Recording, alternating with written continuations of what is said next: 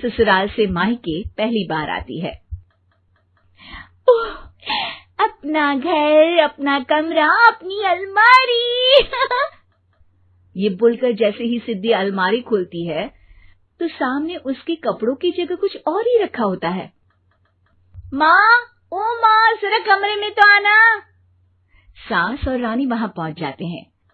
रानी ने पहनी होती है सिद्धि की जींस और टी शर्ट। अरे भाभी, ये क्या? ये तो मेरी बड़ी ही महंगी टी शर्ट है, इसे आपने घर में क्यों पहनी है? अरे बहुत मिलती है दीदी ये चौक की मार्केट में, 150 में। ओ भाभी प्लीज, ये एरोपोस्टल है, 2000 की एक टी शर्ट। ओहो, 2000 में तो दीदी 4 साड़ी आ जाए। अब क्या बोलूं? भाभी, ये मेरी अलमारी में छोटू के कपड़े, तो मेरे कपड़े कहाँ हैं? मेरी अलमारी में? अब दीदी आपको कौन से पुराने कपड़े पहनने थे?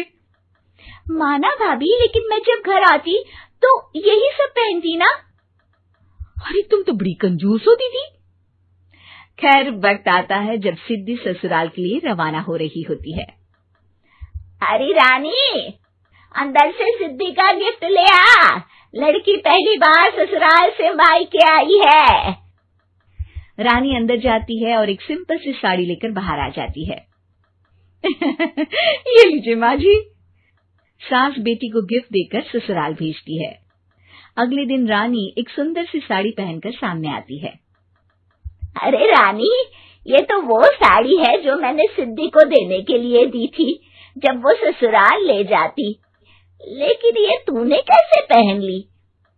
अरे माँ जी, ये साड़ी तो मुझे बहुत पहले से ही पसंद थी, लेकिन चिंता ना करिए, मैंने सिद्धि के लिए भी अच्छी सी साड़ी दी है। हाँ। तभी सिद्धि का फोन आता है। क्या माँ, कुछ अच्छा तो दिया होता ससुराल ले जाने के लिए। अरे पहले दिखा दिया होता। ये चमकते हुए पैकेट में नौकरानी वाली साड़ी मत दिया करो माँ। अरे बेटे, वो तेरी भाभी ने ना गलती से उससे पैकेट बदल गया। हाँ, मैं कल ही तेरे भाई के हाथ से तेरा वाला पैकेट भेज दूंगी। अरे रहने दो माँ, आई एम श्योर भाभी ने अभी वही साड़ी पहनी होगी जो तुमने मेरे लिए रखी थी। तुम तो समझ नहीं पाई उनको। खैर छोड़ो, मैं ज्यादा बोलती अच्छी नहीं लगती, रहने दो, आपको उन्हीं के साथ रहना है, फिर बात करेंगे। सास को रानी पर गुस्सा आ जाता है। वो उसके कमरे में जाती है जहाँ वो शादी का एल्बम देख रही होती है।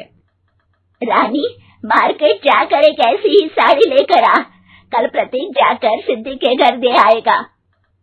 अरे क्यों माँ जी, कितनी साड़ी देनी है दीदी को? यहाँ कोई सेल लगी है क्या? अरे चुप कर, मेरे बेटी के हिस्से की साड़ी खुद पहन ली, अब ज्यादा ज्ञान बांट रही है। एक दिन सिद्धि का फोन आता है। माँ, मेरी सास ने आप सबको खाने पर बुलाया है। सारे लोग सिद्धि के ससुराल पहुँचते हैं। खाना खाकर वो लोग निकल रहे होते हैं कि सिद्धि की सास सभी को गिफ्ट देती है। अरे बहन जी, बेटी के घर का खाना खा लिया, यही बहुत है जो आप ऊपर से गिफ्ट भी दे रही है। अरे बहन जी, आप भी कहाँ इन बातों पर विश्वास कर रही हैं।